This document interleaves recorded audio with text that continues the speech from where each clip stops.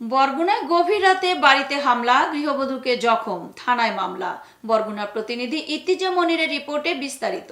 সাথে আছি আমি রীতা শ্রাবন্তী। গত 29 জুন 2025 রাতের বেলায় 2-3 জন ডাকাত ছদ্মবেশে বরগুনা সদর উপজেলার কেওড়া বুনিয়া ইউনিয়নের জাকির তবক গ্রামের আব্দুল বারেকের বাড়িতে ধারালো অস্ত্রসহ হামলা করে। এ সময় গৃহকর্তা আব্দুল বারেক বাড়িতে ছিলেন না। ধারালো অস্ত্রের এলোপাথারি আঘাতে গৃহবধূ সাজেদা বেগম মারাত্মকভাবে আহত হন। ডাকাতরা নৃশংসভাবে আহত করে সোনা গহনা সহ মূল্যবান মালামাল নিয়ে যায়। ডাকাতদের মধ্যে শফিকুল নামে একজনকে শনাক্ত করেন এবং তার স্বীকারোক্তি মতে লিটন নামে আরও একজনকে নিয়ে বরগুনা থানা আজ একটি মামলা দায়ের করা হয়। এ ব্যাপারে মামলার বাদী সাজেদা বেগমের স্বামী আব্দুল বারেক বলেন, 1 নং আসামি শফিকুলের ভাষ্য মতে লিটন নামের একজন পুলিশ সদস্য ছুটিতে বাড়ি এসে তার সাথে এ কাজে অংশ নেয়। এ ব্যাপারে বরগুনা থানায় যোগাযোগ করা হলে ঘটনার সত্যতা পেয়ে একটি মামলা গ্রহণ করা হয়েছে। তবে পুলিশ সদস্য লিটনের অভিযোগটি কর্তৃপক্ষের সাথে যোগাযোগ করে যথাযথ ব্যবস্থা নেবেন বলে জানান। উল্লেখ্য যে পুলিশ সদস্য লিটন ঢাকায় পুলিশ কনস্টেবল পদে চাকরি করেন।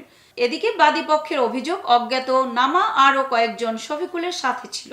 তাদেরকেও যথাযথ আইনের আওতায় এনে কঠিন শাস্তি দাবি করেন।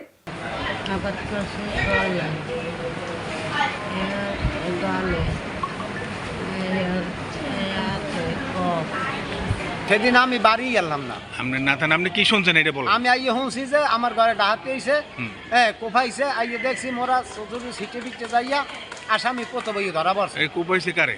কোফাইছে মোর স্ত্রী রে, সাজেদা বেগমের। সাজেদা বেগমের কোপাইছে। আরো কেউ আঘাত প্রাপ্ত হইছে? না, আল্লাহই হইছে। ঘরে আর কে কে ছিল? আর ছিল এক কোমর বাচ্চা পোলা, আর কেউ না। আচ্ছা, কি কি কিনেছে এটেছে কি জিনিস? যাই জিনিস নিয়েছে, সোনা গয়না চেইন নিয়েছে, আমনে কানের তার নিয়েছে, নাক ঠুনের নিয়েছে, নাক ঠাসা নিয়েছে, এই কানের এই তারা নিয়েছে, আংটি নিয়েছে। ধরে নাম হইলে যাই এটা। হ্যাঁ, লিটন আর শফিকুল। না, লিটনের আমি লিটনের আমি তো কালে করি না। ছাড়তে পারবে না, কিন্তু লিটনের আমি ধরাই যাই। না, এই যে দুইজন কথা বলছেন, দুজন কি লিটন একজন আর শফিকুল একজন? হ্যাঁ, কইছে ওই আসামি লিটনের কথা। আসামি কি কোনটার আসামি? ওই আমার মামলা যে আসামি মেইন, হ্যাঁ যে ধরছে তখন ও কইছে যে আমার লগে লিটন আছে। এতক্ষণ সঙ্গে থাকার জন্য ধন্যবাদ। i1 টিভির নিয়মিত আপডেট পেতে ভিজিট করুন আমাদের ওয়েবসাইট, ফেসবুক, ইনস্টাগ্রাম ও ইউটিউব চ্যানেলে।